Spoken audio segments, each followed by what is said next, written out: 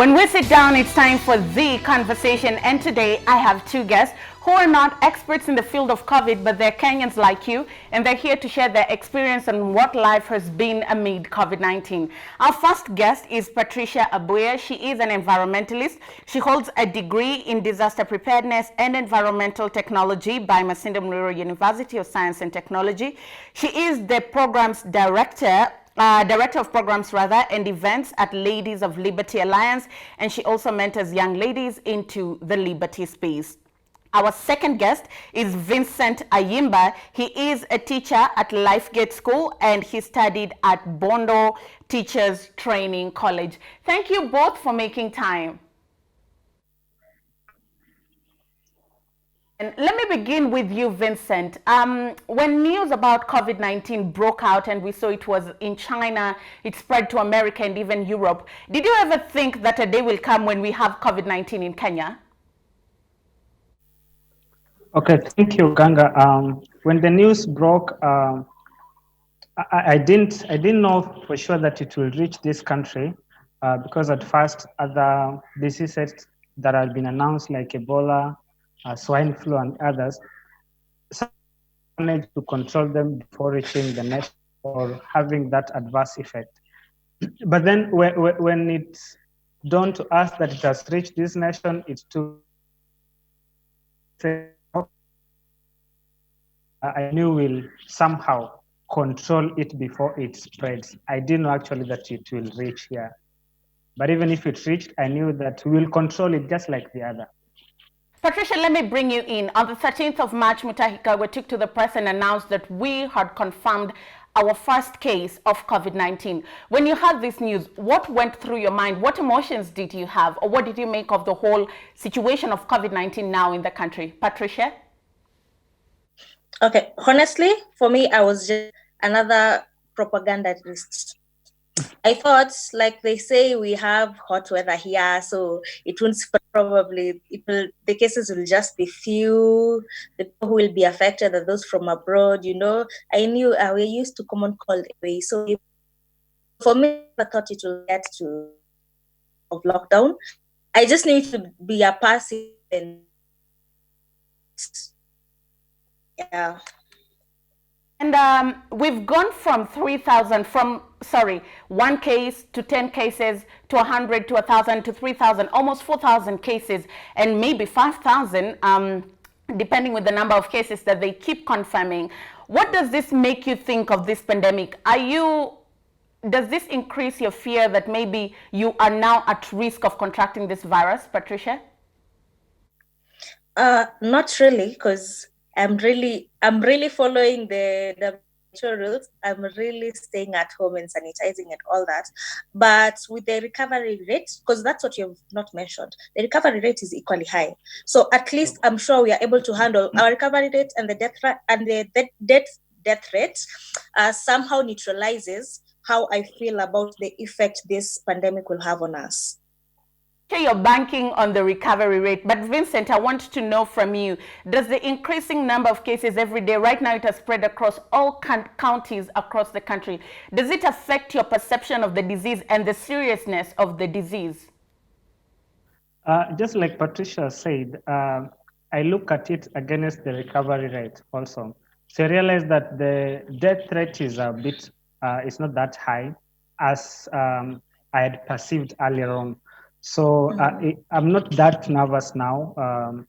I know it's not that serious as according to how I can say it, because not many people are dying like we were psychologically prepared. So if the recovery rate is this and the death rate is maybe 2 per day and 40 are recovering, then we can still contain it.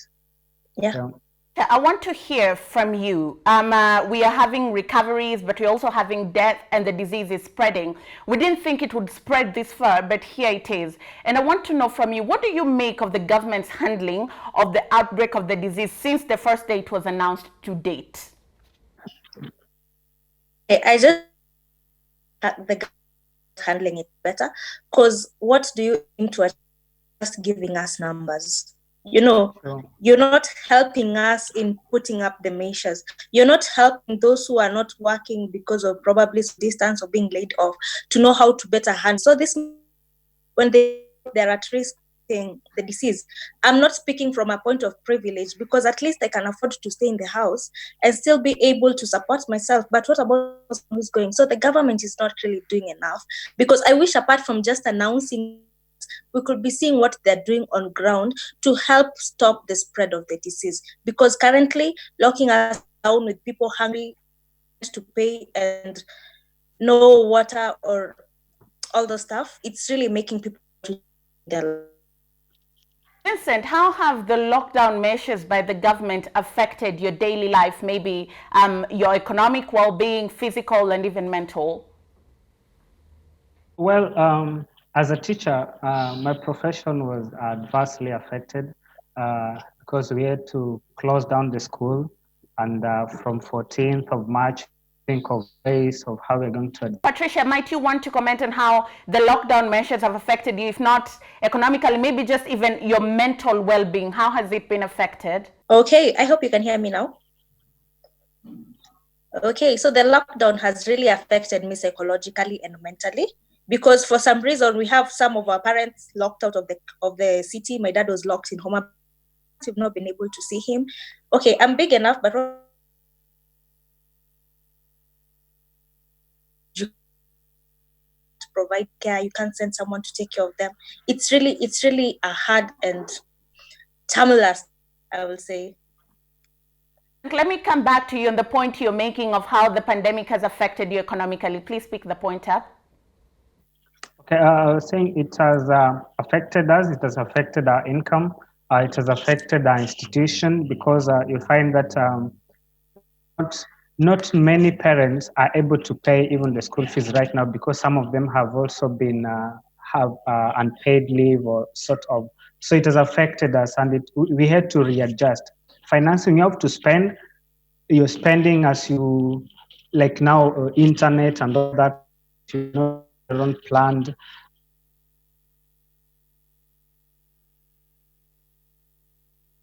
Are you with us? Yes, I can hear you. Pick up from the point where you're saying the internet. Yeah, I was saying like the expense has gone high. You had to do your internet. You have to just ensure that things are running. But we had not earlier on planned.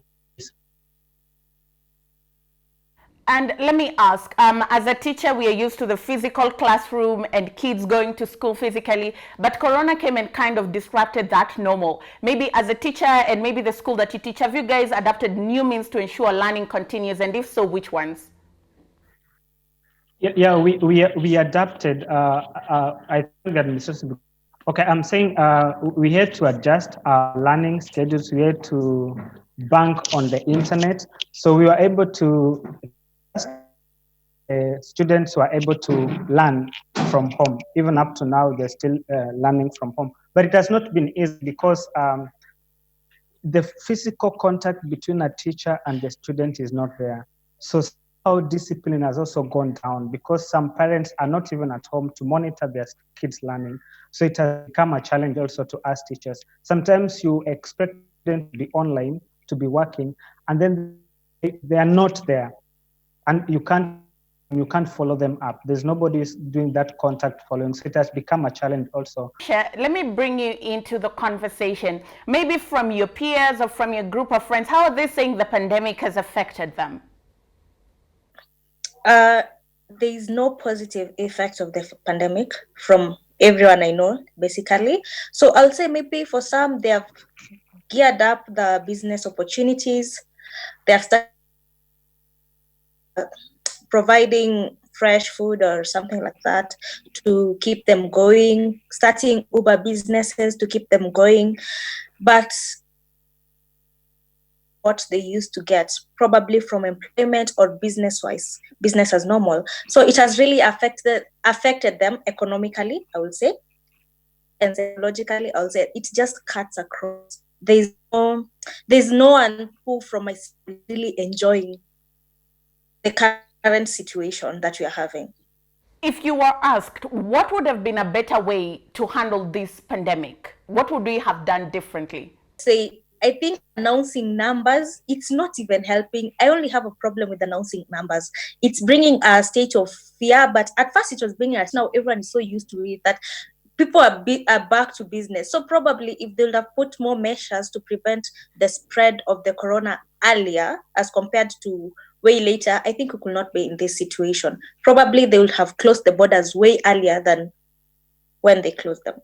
Vincent, what would we have done differently before we come to now? What can we do moving forward? What would we have done differently? I think when the case was just announced, the second about situation of movement and lockdown and all that would have been put in place earlier on, the first 1 or 2 weeks. But you see, our border was closed in it. So if these things were put in place earlier on, we'll have not been in 5,000 as we speak today. So I think this is what would have been done earlier on. A lockdown and people are still moving and the disease is still spreading across these counties. Yes, Ogalga, I'll mention this. This is Kenya. And the movement of people that has been put in place, some of the things that happen at this border points are not pleasing at all, because an example, you just cross from Mombasa to Kilifi with 50 shillings. Why? Corruption is there. So if these measures were put in place from the onset, we are banning flights from the onset, then this will be very serious, because it's difficult to bribe your way from China to Kenya than to bribe your way from Mombasa to Kilifi. So I think this would have been put in place earlier on, would have made created a picture that this thing is so serious from abroad. But in our country, the way it is mentioned, like Patricia is saying, figures now, they don't scare us now. It's just mentioned nowadays. We're not even tuned to the TV, because that that hour of mentioning, I remember earlier on, I'll stick to the office and wait for the numbers. How many are confirmed in Mombasa? But currently, I don't even know who makes the announcement nowadays, because things have changed. So numbers never matter now. We need more serious measures that will have been done earlier on. Now it's too late. When you say we need more serious measures, you come from Mombasa, there was a lockdown in Mombasa, Old Town.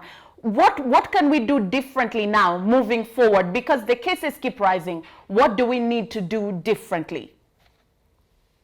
I think what the governments need to now start doing, we hear the people that are going to be tested, they wanted to test, and people are not aware that testing is being done.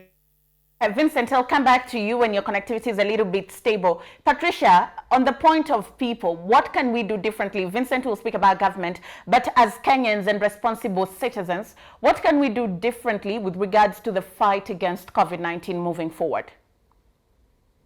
Honestly, I'm not better placed to even say what we can do differently. Myself, I'm even confused. Because if I say, okay, keep us in the house, social distance, all that. Nairobi is so packed, we can't leave. So there's no way you're going to expect us to do all that and still have our daily bread. So for people, honestly, I have no idea what we're supposed to do, because at first we followed the WHO rules, but it seems to inflict more pain than help us at the end of the day.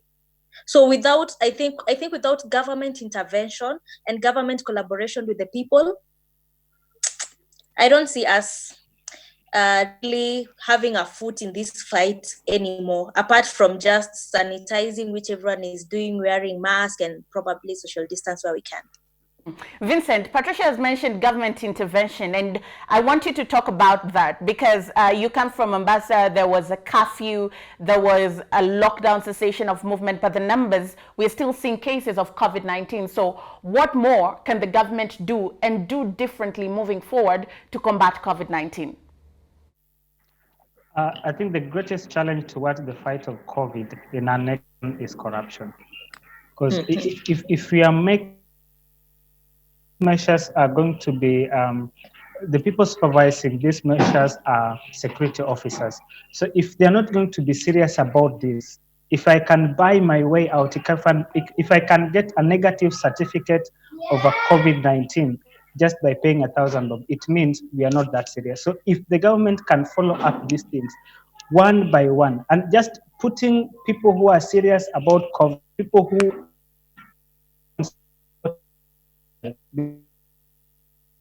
the greatest setback against of COVID-19 in this nation is just corruption, nothing else. Said and everything, movement and all that. We can do that as citizens. But what are the leaders doing? You see what happened to the leadership. So we see what they are doing, and now we want to say, why are they locking us down? Why are they making us not to move? This is continuing to happening in our nation. So it needs to start from up there. Then we're able to even to teach our children and tell them, you see what the president is doing, you see what you're doing. They are focus in their house and tell us that that is how you're going to stay and all that. It doesn't make sense. So corruption is a big deal and lack of seriousness in the leadership. Patricia, one way or the other, we'll have to get over our fear of COVID-19 and let down the restrictions and go back to work and go back to at least normalcy, not the normal that we knew, but a new normal. And I want to find out from you, so many people have been affected economically. From where you sit as a young person, what are some of the things that the government should consider when trying to do an economic revival in the country? Okay, so far I really appreciate the government's effort to reduce the tax rates. At least that is really helping the common waiver of those earning 24K and reducing by 14% for the rest. It's really helping them at least save a little bit of money. So I can really commend them on that. Since our government was elected, they have always said they are creating for the young, and we've never seen that. So I wouldn't really mention that as a measure, though I would want that to be one of the measures, but we can't see that happen either. So we just flow. I think for now, I can just commend them for the tax. And I think any other measure they will put in place, I am 100% sure it will just be a money minting project for the donations that have been sent or something. So for my case, I don't think the government can really help us on this. But good news is I'm still seeing their job openings as much as they don't open. Probably information is power. The people come in, we tell our friends, and opportunities that are available because they're still available as of now.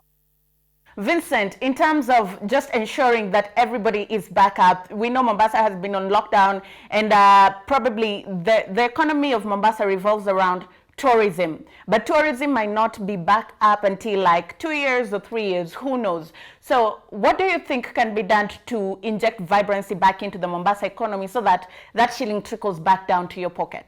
Business has really gone down. There's something that were to come from Mombasa, the counties. So you realize that that movement is no longer there. But like Patricia said, there are small groups. The youth groups, there are this small group, the women group, this small group. If they can be empowered during this season, they can be given, even if it's a loan, but on a, maybe like a bond. So just use this, do your business, and until this ends. I think that can really help. Other than the donation, you see various groups have donated millions of shillings towards the COVID-19 kitty. And these leaders are going to meet, they're going to share this, they're going to get allowance from this, and little is going to go down to the pockets of Mwananchi. So Wanjiku is still going to suffer this. If you can use the small groups in, like there are so many groups in Mombasa, if they can be used by the county government, the national government, can come back on their knees and work and do their small business, this can help. The cessation of movement will not help enough. I think it's good enough to live that Mombasa can open up. By the time tourism picks up, like you've said, it will be 2 years plus down the line. Our government has outlined measures to open up hotels, and all that. But who's going to spend? Okay, I'll come back to you so you can finish that point. But Patricia, on the 6th of June, there was a masterstroke of disappointment that the president whipped the country with. We thought he was going to open up, but he added another 30 days of lockdown, cessation of movement in and out of Nairobi, and also a curfew from 9 p.m. to 4 a.m. in the morning. We are hoping that by the elapse of these 30 days, maybe he could reopen, because we are not going to shut down the country forever. So I just want to know from you, Patricia, when the president reopens, should he reopen, what would be your plan? The lockdown and the curfews. Okay, the lockdown has really affected me in terms of probably traveling for. The curfew has not. It has not really affected me. So unless probably where they open the houses of worship, because Kenya, we have a lot of people who really for when they're worshiping from the houses, they don't feel like there's that connection. So if the churches are open, I think that will be done. And maybe think the 9 to 4 is really affecting us right now as much as life was, because people can do, the fishmongers can still sell their fish, people can be able to leave work on time. Probably the 24-hour shops and economies are the ones which are affected, but those ones should also pick up quite easily. So I don't think there's any change in my lifestyle that will really be affected by a lift in the curfew. Let's come to you, Vincent. Should there be a reopening? What are some of the things that you expect, or do you expect normalcy to return as soon as it's reopened? As soon as reopen, one of the things that I expect that will happen is people will travel. There are people who have missed their relatives. People will come from Mombasa, people will go to meet their relatives. Another thing is learning has been disrupted. If people are going to travel, it means that students are going to have easy time to connect to their friends.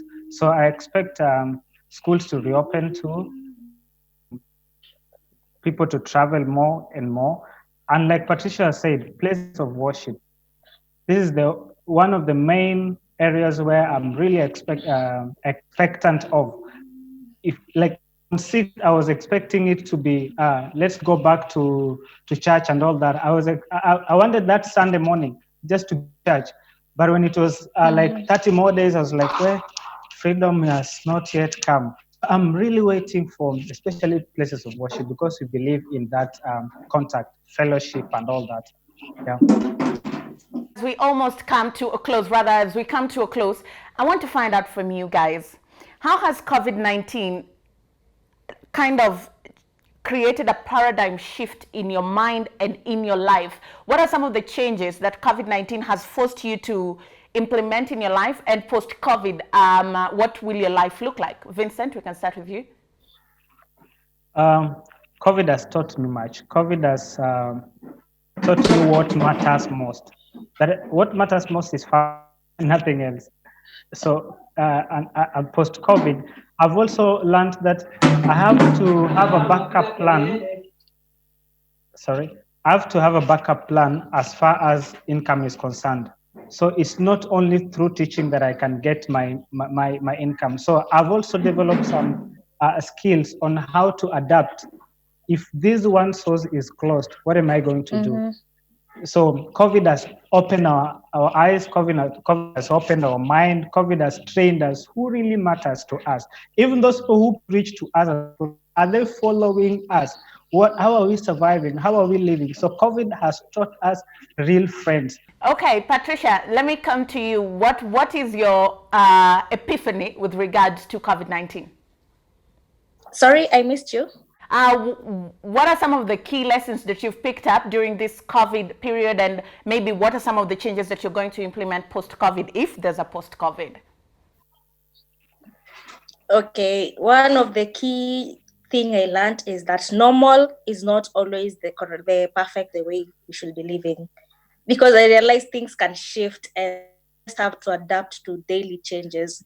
And probably this is just an eye opener for us to learn how to do things in a different way. Like it was just shared by my fellow participants, panelists, that most people in Kenya have not really taken up the option of working probably 2 jobs or looking for a side job.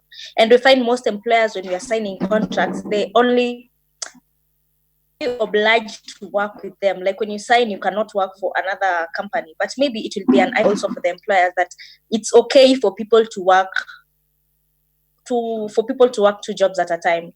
Maybe it will be an opener for maybe working from home as another option of working from office, because of the flexibility in timing and probably in workspace.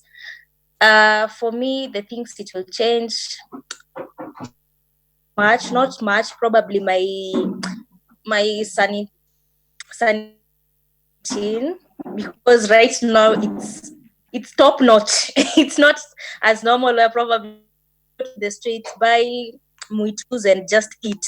Right now I have to make sure if I don't have a sanitizer, I have to get to the house before I eat it. So maybe just my sanitation and my lifestyle has not really been affected. Yeah, maybe that, and learning new skills in them. Right now my skill is almost redundant, because work from home means we can't go out in the field. So yeah, maybe new skills and sanitation.